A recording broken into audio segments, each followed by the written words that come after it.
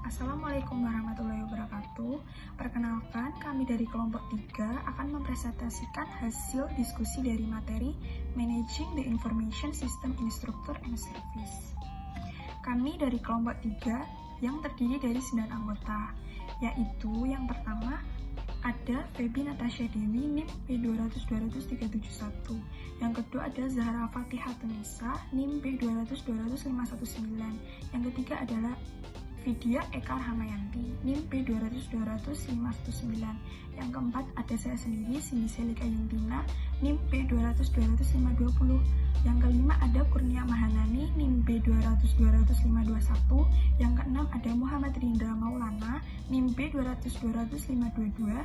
Yang ketujuh ada Ayu Prihati NIM P200-200-523. Yang kedelapan ada Fitri Ananda Rizkyati NIM P200-200-524. Dan yang terakhir ada Della Purnawati NIM P200-200-591.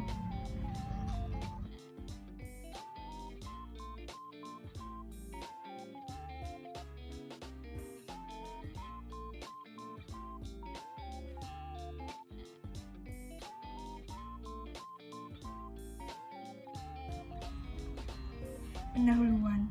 Sama seperti kota manapun yang bergantung pada infrastruktur yang berfungsi, perusahaan yang beroperasi di dunia digital juga mengandalkan infrastruktur sistem informasi yang komprehensif untuk mendukung proses bisnis dan strategi bersaing mereka. Hal ini dimaksudkan agar transaksi dilakukan dengan kecepatan yang semakin meningkat. Dengan semakin meningkatnya jumlah data yang akan diperoleh, dianalisis dan disimpan, perusahaan harus benar-benar merencanakan dan mengelola kebutuhan infrastruktur mereka untuk mendapatkan keuntungan terbesar dari investasi sistem informasi mereka.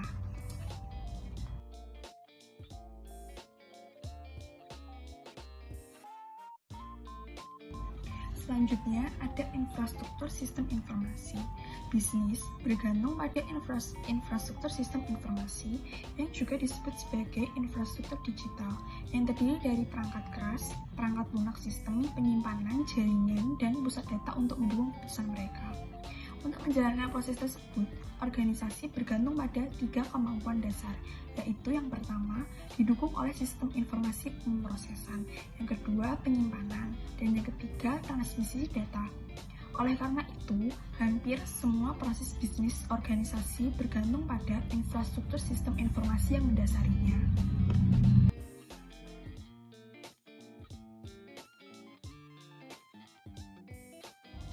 Kemudian ada Going Mobile, pembayaran seluler mengubah negara berkembang. Dalam waktu yang relatif singkat, teknologi seluler telah mengubah dunia teknologi di banyak negara berkembang. Negara-negara ini secara historis memiliki infrastruktur yang buruk untuk teknologi komunikasi seperti saluran telepon. Bagi banyak orang di negara berkembang, perangkat ini adalah satu-satunya titik koneksi ke internet dan komunikasi di seluruh dunia. Namun, saat ini perangkat seluler sudah mengubah aktivitas ekonomi di masyarakat untuk melakukan pembayaran digital melalui ponsel. Contohnya, untuk membayar makan, membeli perlengkapan, membayar transportasi seperti Gojek, Grab, dan lain-lain.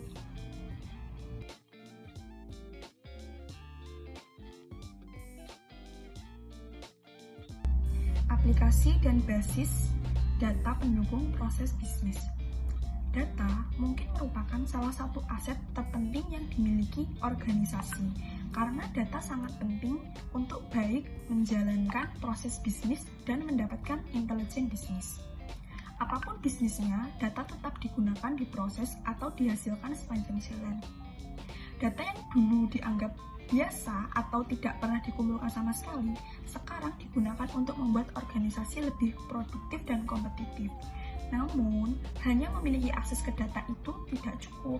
Melalui aplikasi, data dapat digunakan secara efektif. Hal ini berarti menandakan bahwa pentingnya peran perangkat lunak aplikasi dalam mendukung proses bisnis organisasi. Perangkat lunak aplikasi membantu mengotomatisasi proses bisnis dan kemungkinan proses yang sebaliknya tidak mungkin dilakukan.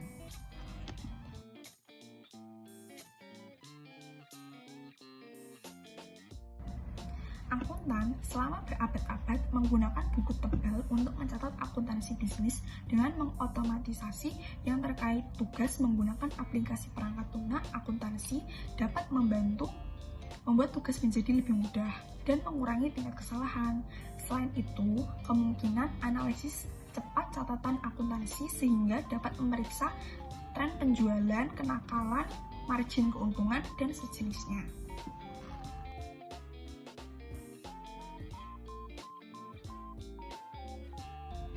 Selain berbagai jenis perangkat lunak aplikasi untuk fungsi bisnis yang berbeda, jenis lain perangkat lunak aplikasi memungkinkan pengguna melakukan tugas-tugas seperti menulis surat bisnis, mengelola portofolio saham, atau memanipulasi perkiraan untuk menghasilkan alokasi yang paling efisien dari sumber daya untuk sebuah proyek. Perangkat lunak aplikasi juga mencakup perangkat lunak produktivitas pribadi sebagai Microsoft Office, sistem manajemen rantai pasokan untuk mendukung koordinasi pemasok serta produksi dan distribusi produk atau jasa, atau sistem manajemen hubungan pelanggan atau CRM untuk membantu perusahaan mempertahankan pelanggan, memperoleh wawasan pemasaran dan pelanggan, dan fokus pada layanan pelanggan.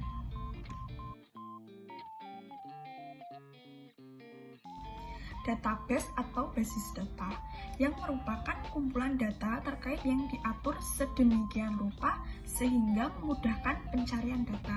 Sangat penting untuk operasi organisasi dan seringkali sangat penting untuk kompetitif keuntungan dan kesuksesan.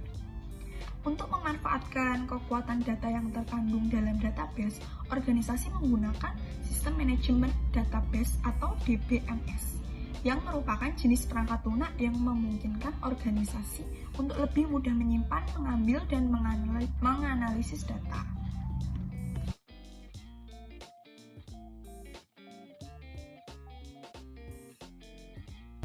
Kemudian ada komponen infrastruktur SI.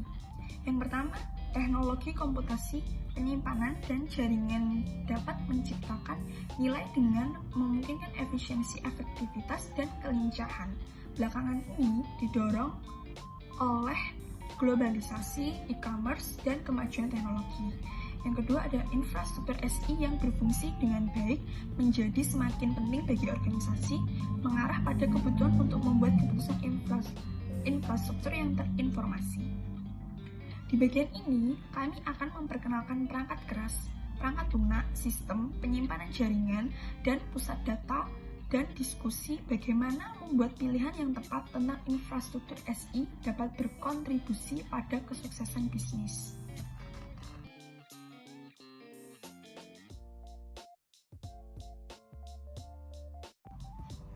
Hardware. Yang pertama, komponen fundamental dari infrastruktur SI adalah perangkat keras, yaitu komputer yang menjalankan aplikasi dan database yang diperlukan untuk memproses transaksi atau menganalisis bisnis data. Yang kedua ada 6 kelas umum komputer adalah superkomputer, mainframe, server, workstation, personal komputer, dan perangkat seluler. Yang ketiga ada superkomputer, adalah yang paling mahal dan jenis komputer yang paling kuat. Yang keempat yaitu server, digunakan untuk menyediakan layanan kepada pengguna dalam organisasi besar atau untuk penggunaan web. Yang kelima ada workstation dan komputer pribadi yang biasanya digunakan oleh satu pengguna pada satu waktu. Yang keenam yaitu stasiun kerja, dirancang untuk penggunaan medis, teknik arsitektur atau animasi dan desain grafis, adalah dioptimalkan untuk visualisasi dan rendering model 3D dan biasanya memiliki prosesor cepat, besar memori, dan kartu video tingkat lanjut. Dan yang ketujuh ada terakhir perangkat seluler, tablet, dan smartphone semakin menjadi bagian dari sistem informasi organisasi infrastruktur. Yang kedelapan, selain komponen pemrosesan, perangkat keras IS juga mencakup perangkat input seperti mouse, komputer, layar sentuh, atau kamera, dan perangkat output seperti monitor, printer, atau pembicara.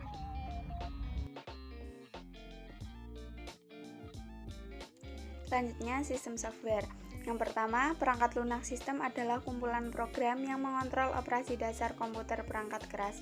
Yang kedua, sistem operasi sering ditulis dalam bahasa assembly, bahasa pemrograman komputer tingkat rendah yang memungkinkan komputer beroperasi dengan cepat dan efisien. Yang ketiga, sistem operasi dirancang untuk melindungi Anda dari bahasa tingkat rendah ini dan membuat operasi komputer tidak mengganggu. Yang keempat, selanjutnya, sistem operasi menyediakan lapisan umum untuk perangkat dasar yang berbeda sehingga aplikasi hanya perlu dikembangkan untuk operasi yang berbeda sistem daripada untuk setiap model komputer yang berbeda.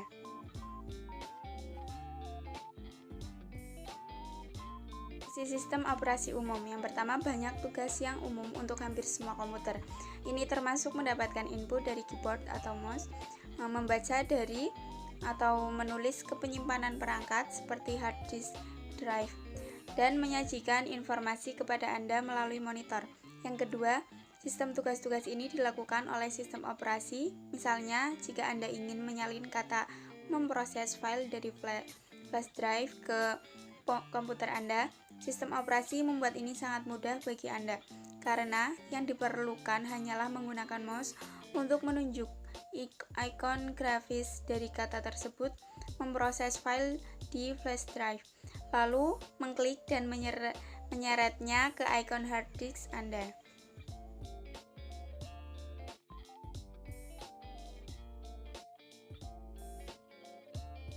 Penyimpanan. Yang pertama, selain memproses dan menganalisis data dalam jumlah besar, menyimpan dan mengambil secara efisien data adalah kunci keberhasilan organisasi.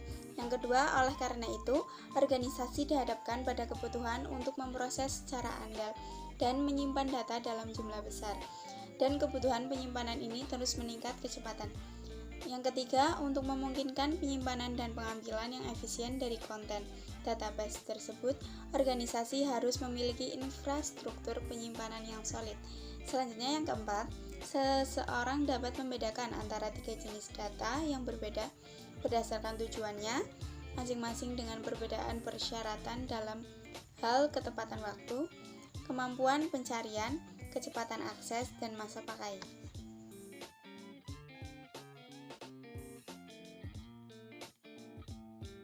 Jaringan. Yang pertama, seperti yang telah kita lihat, organisasi bergantung pada berbagai aplikasi, perangkat keras, dan teknologi penyimpanan untuk mendukung proses bisnis mereka. Organisasi memiliki server, mainframe, komputer pribadi, perangkat penyimpanan, perangkat seluler, sistem kontrol lingkungan, dan berbagai perangkat lainnya. Salah satu alasan mengapa sistem informasi telah menjadi begitu kuat dan penting adalah kemampuan untuk interkoneksi, memungkinkan konstituen internal dan eksternal untuk komunikasi manusia dan jaringan komputer. Komunikasi manusia melibatkan berbagai informasi dan pesan antara pengirim dan penerima. Pengirim pesan merumuskan pesan di otaknya dan mengkodekan pesan ke dalam bentuk yang dapat dikomunikasikan ke penerima melalui suara. Misalnya, pesan itu kemudian ditransmisikan sepanjang jalur komunikasi ke penerima. Penerima menggunakan telinga dan otaknya, kemudian mencoba untuk memecahkan kode pesan. Model dasar manusia ini komunikasi membantu kita untuk memahami telekomunikasi atau jaringan komputer. Komputer jaringan adalah berbagai data atau layanan sumber informasi menghasilkan pesan yang dikodekan sehingga dapat ditransmisikan melalui saluran komunikasi. Penerima kemudian menerjemahkan pesan sehingga dapat dipahami oleh tujuan.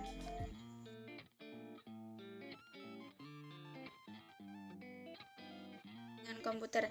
Perbedaan mendasar antara komunikasi manusia dan komputer adalah bahwa komunikasi manusia terdiri dari kata-kata, sedangkan komunikasi komputer terdiri dari bit, unit data terkecil yang digunakan oleh komputer. Hampir semua jenis konten dapat ditransmisikan di jaringan komputer, dokumen, seni, musik, atau film, walaupun masing-masing jenisnya sangat berbeda persyaratan untuk transmisi yang efektif. Server, klien, dan rekan komputer di jaringan biasanya memiliki satu dari tiga yang berbeda peran server, klien, dan rekan-rekan. Server adalah komputer manapun di jaringan yang membuat akses ke file. pencetakan komunikasi, dan layanan lain tersedia untuk pengguna jaringan. Server hanya menyediakan layanan. Selanjutnya, internet. Satu jaringan global yang memungkinkan organisasi dan individu untuk berinterkoneksi dalam berbagai cara adalah internet. Kumpulan besar jaringan di seluruh dunia yang menggunakan protokol umum untuk berkomunikasi satu sama lain. Nama internet berasal dari konsep internet working, yang berarti menghubungkan komputer host dan jaringannya bersama-sama untuk membentuk jaringan yang lebih besar.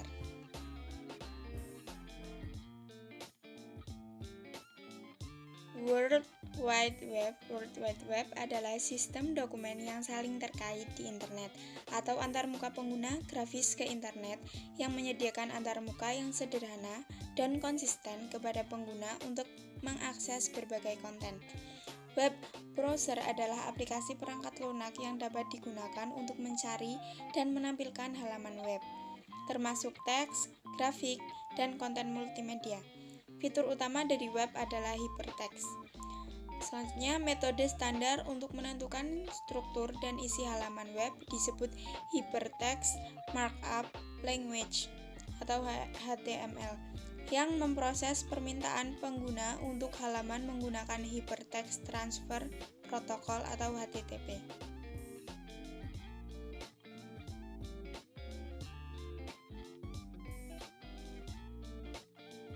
Nama dan alamat domain Web Uniform Resource Locator atau URL digunakan untuk mengidentifikasi dan menemukan halaman web tertentu. Nama domain adalah istilah yang membantu orang mengenali perusahaan atau orang yang diwakili oleh nama domain. Nama domain juga memiliki akhiran yang menunjukkan domain tingkat atas mana mereka berasal. Misalnya, yang pertama .edu itu lembaga pendidikan, org atau organisasi, biasanya organisasi nirlaba, gov, entitas pemerintahan, .d Jerman, ada lebih dari 240 domain tingkat atas kode negara 2 huruf. Terus yang kelima, .aero untuk industri transportasi udara, nem untuk individu, terus koop untuk koperasi industri bisnis, dan museum untuk museum.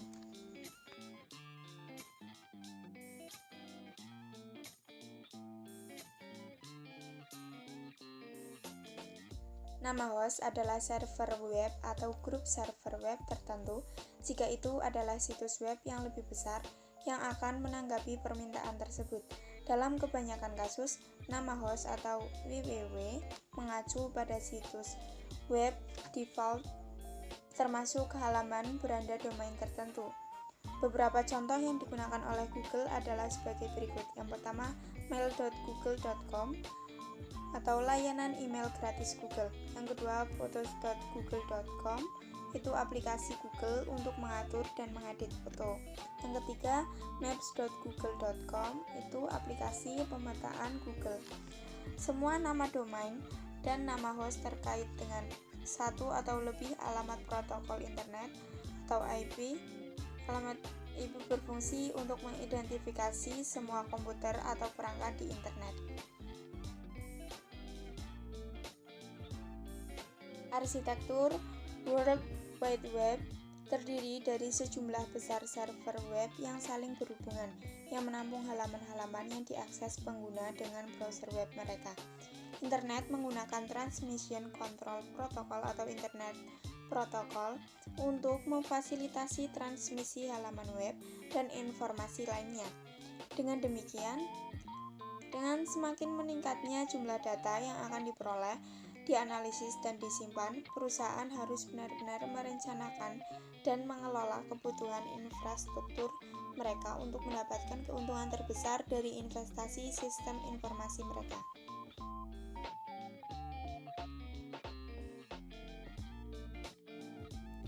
Untuk memenuhi peningkatan persyaratan untuk memproses dan menyimpan volume data yang terus bertambah, organisasi besar membutuhkan ratusan atau bahkan ribuan server. Menyimpan dan memproses data dalam jumlah besar membutuhkan banyak daya serta AC untuk menjaga peralatan tetap berjalan dalam kisaran suhu yang optimal. Menjaga infrastruktur ini di satu lokasi membantu dalam mengelola, memperbaiki, meningkatkan, dan mengamankan peralatan. Dan organisasi berusaha keras dalam memilih lokasi yang mencapai keseimbangan optimal antara perlindungan dari elemen. Pusat data harus bersifat modular agar mudah diperluas jika terjadi perubahan kebutuhan.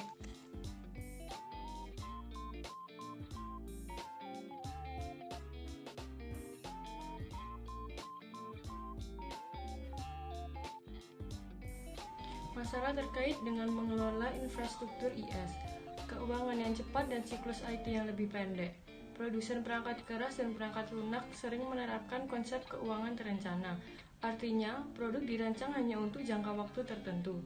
Untuk perangkat keras, dapat berarti bahwa komponen tertentu tidak dibuat untuk dapat diservis, dan perangkat harus diganti setelah salah satu komponen ini rusak. Demikian pula, versi perangkat lunak yang lebih lama mungkin tidak dapat membuka format file yang lebih baru, atau perusahaan dapat menghentikan dukungan untuk suatu produk atau dukungan arus utama untuk sistem operasi Windows XP berakhir pada tahun 2009 dan dukungan berbayar serta pembaruan keamanan penting berakhir pada tahun 2014. Secara efektif, memaksa pengguna untuk beralih ke versi yang lebih baru. Selanjutnya, perangkat keras komputer yang cepat usang membawa label harga tinggi bagi lingkungan dalam hal sumber daya yang dibutuhkan baik untuk memproduksi sistem baru maupun untuk membuang yang lama.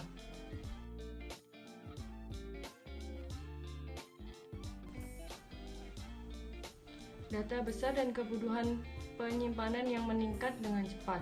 Masalah lain yang dihadapi organisasi adalah jumlah data yang tersedia dan jumlah data yang dibutuhkan untuk tetap menjadi yang terdepan dalam persaingan. Saat ini, organisasi dapat mengumpulkan dan menganalisis sejumlah besar data untuk intelijen bisnis dan tujuan lain atau seperti kepatuhan.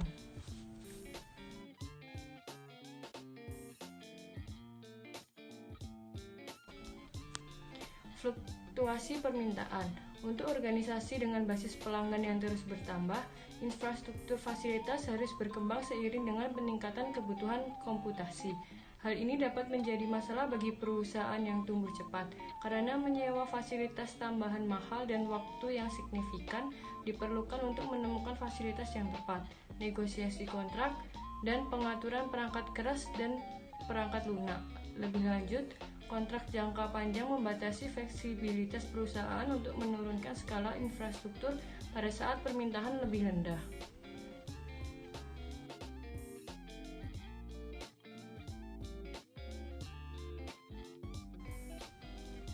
Meningkatkan kebutuhan energi. Saat komputer memproses data, mereka mengkonsumsi listrik. Selanjutnya, berbagai komponen menghasilkan panas, dan sebagian besar komputer memiliki banyak kipas untuk mengontrol suhu. Perangkat keras yang lebih kuat membutuhkan lebih banyak energi untuk memungkinkan peningkatan daya komputasi. Pada saat yang sama, memiliki perangkat keras yang lebih kuat membutuhkan lebih banyak energi untuk pendinginan. Dengan demikian, daya dan pendinginan dapat menjadi faktor biaya yang signifikan bagi perusahaan.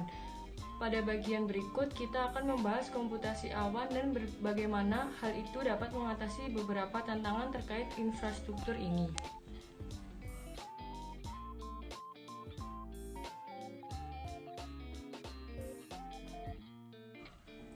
Komputasi awan. Di banyak organisasi, infrastruktur telah berkembang selama bertahun-tahun, mengarah ke infrastruktur yang terfragmentasi yang cenderung sulit untuk dikonsolidasikan. Namun, efisiensi, efektivitas, dan kelincahan adalah kunci untuk berhasil bersaing di dunia digital. Dan organisasi memerlukan infrastruktur yang fleksibel dan dapat diskalakan untuk aplikasi dan database mereka.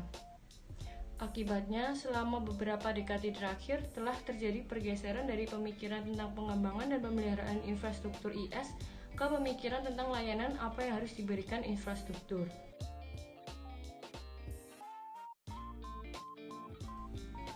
Mengelola awan. Karena berbagai manfaatnya, komputasi awan telah mendapatkan banyak popularitas, terutama di kalangan eksekutif yang mencoba memanfaatkan potensi skala interoperabilitas, dan meningkatkan kelincahan bisnis. Namun, ada juga berbagai masalah yang harus dipertimbangkan manajemen saat memindahkan infrastruktur ke cloud publik. Beberapa isu strategis jangka panjang yang harus dipertimbangkan. Manajemen ketika mengevaluasi penyedia layanan cloud publik yang berbeda termasuk ketersediaan, keandalan, skalabilitas, kelangsungan hidup, keamanan, privasi, kepatuhan, keragaman penawaran, keterbukaan, dan paling tidak biaya.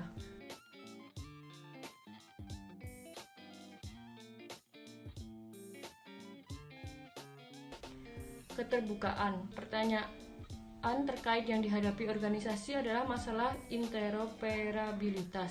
Kebanyakan cloud penyedia menggunakan infrastruktur yang berbeda, cara yang berbeda untuk menyimpan data, dan sebagainya. Ini membuat migrasi data antar penyedia menjadi sangat sulit dan dapat menyebabkan perusahaan menjadi dikunci oleh penyedia tertentu.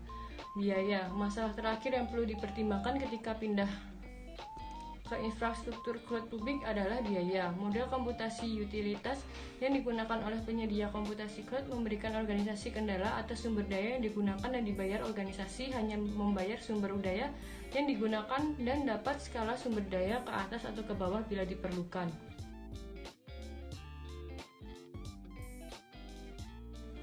Aplikasi cloud tingkat lanjut. Selain model layanan cloud yang berbeda, cloud telah mengaktifkan tren lain, seperti menggunakan arsitektur berorientasi layanan untuk secara fleksibel menyebarkan aplikasi baru, komputasi grid untuk membantu memecahkan masalah komputasi skala besar, jaringan pengiriman konten untuk meningkatkan aplikasi web kinerja kasian, dan konvergensi IP untuk mentransmisikan komunikasi suara dan video melalui internet.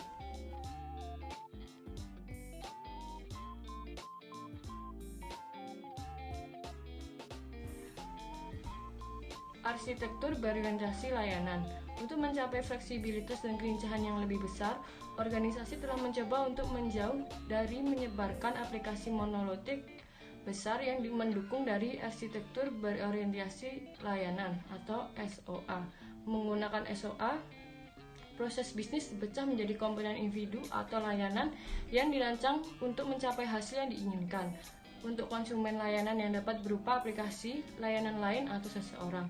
Untuk mencapai manfaat dari SOA ini, ada 3 prinsip utama yang harus diikuti. 1. Dapat digunakan kembali. 2. Interoperabilitas. 3. Komponenisasi.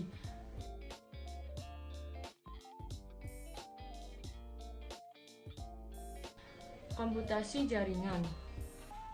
Bisnis dan organisasi publik sangat terlibat dalam penelitian dan pengembangan menghadapi kebutuhan yang terus meningkat untuk kinerja komputasi. Terkadang sebuah organisasi atau fasilitas penelitian akan membutuhkan superkomputer, tetapi mungkin tidak mampu membelinya karena biaya yang sangat tinggi. Misalnya, superkomputer cepat dapat berharga lebih dari 200 juta $. Superkomputer mungkin diperlukan hanya sesekali untuk memecahkan beberapa masalah yang kompleks. Salah satu cara untuk mengatasi keterbatasan biaya atau penggunaan adalah dengan memanfaatkan komputasi grid.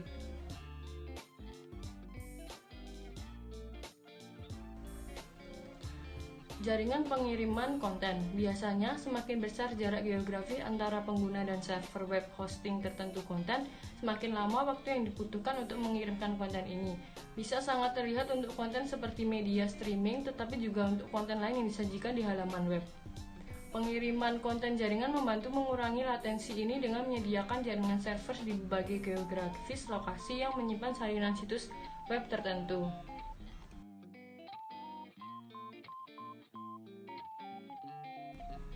Konvergensi komputasi dan telekomunikasi. Konvergensi yang berkembang komputasi dan telekomunikasi dapat membantu memenuhi komunikasi yang beragam dan kebutuhan kerjasama. Industri komputasi mengalami konvergensi yang terus meningkat dari fungsionalitas berbagai perangkat. Konvergensi memungkinkan berbagai perangkat untuk berkomunikasi menggunakan teknologi IP. Ada 2 penggunaan IP untuk komunikasi, yaitu 1. Voice over IP, Voice over IP atau VoIP atau IP telepon. 2. Konferensi video melalui IP.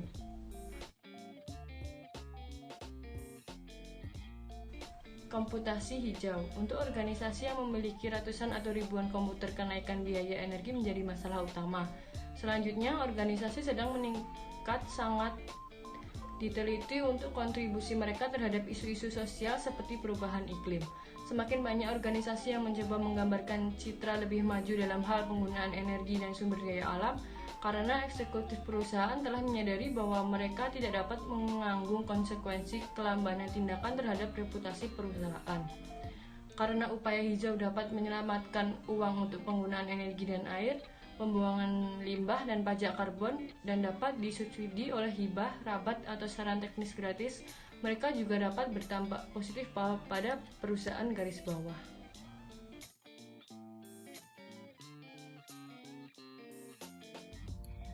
Baik, mungkin itu saja yang dapat kami sampaikan. Sekian dari presentasi kelompok 3. Bila ada salah perkataan dan kekurangan, mohon dimaafkan. Wassalamualaikum warahmatullahi wabarakatuh.